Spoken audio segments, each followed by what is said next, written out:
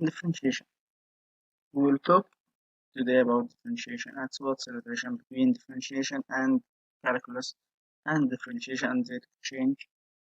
First, we know that differentiation is a part of the calculus that we use a calculus, of course, to understand the relation between the object and move object and position of vector, position of uh, object and speed and velocity and everything that can be written as a function. What what's like how to understand it, and of course differentiation is a part of calculus. So of course it helps us to understand the meaning of the function and what's happening to it if we change the function from a function to another related to it. Differentiation, of course, already related to the tangent and the slope of the curve and how can we find it and how we can find the slope of a tangent to the curve, not just a slope of a secant to the curve. And we will know that. We saw before that rate of change is about to introduce the idea of the average and instantaneous point and rate of change of point on a curve and how we can find it and find its slope on the curve instantly.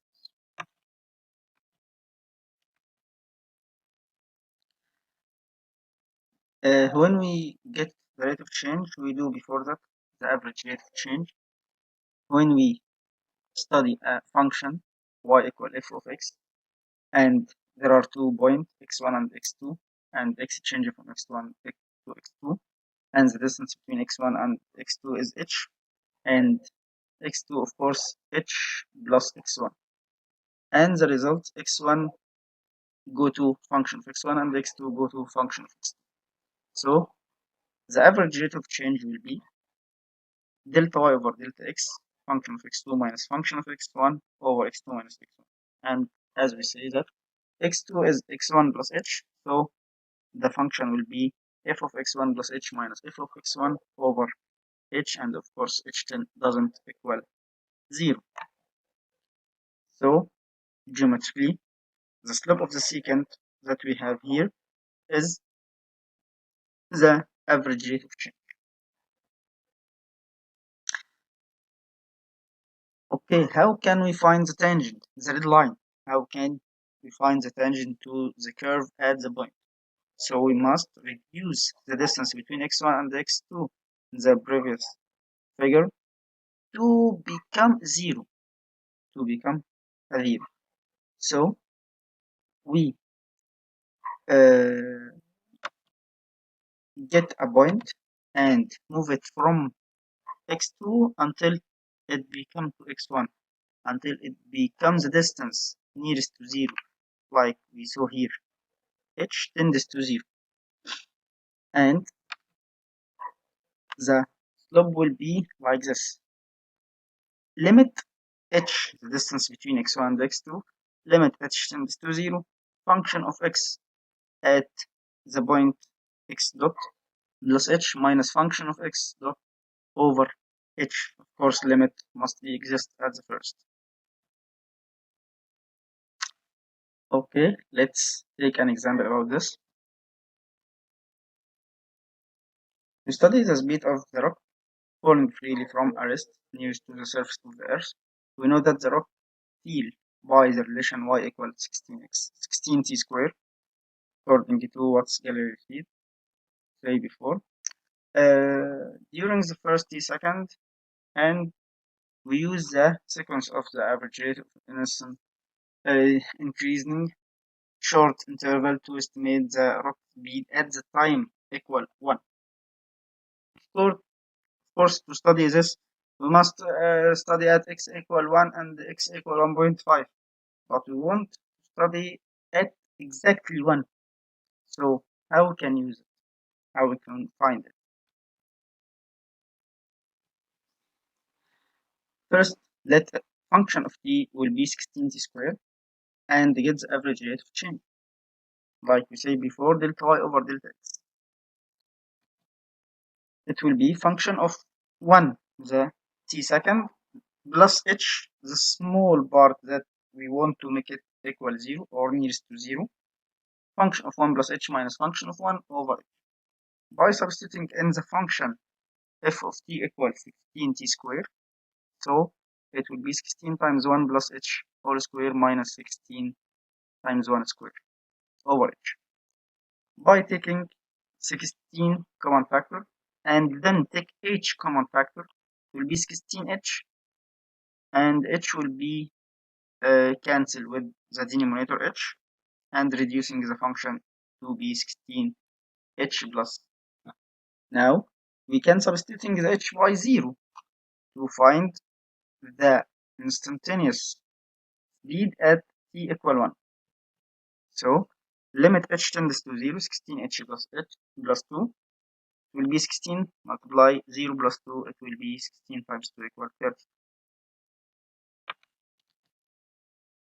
We can write the differentiation, the derivative function of the function, the new function that we get from the original function, like d by dx function of x.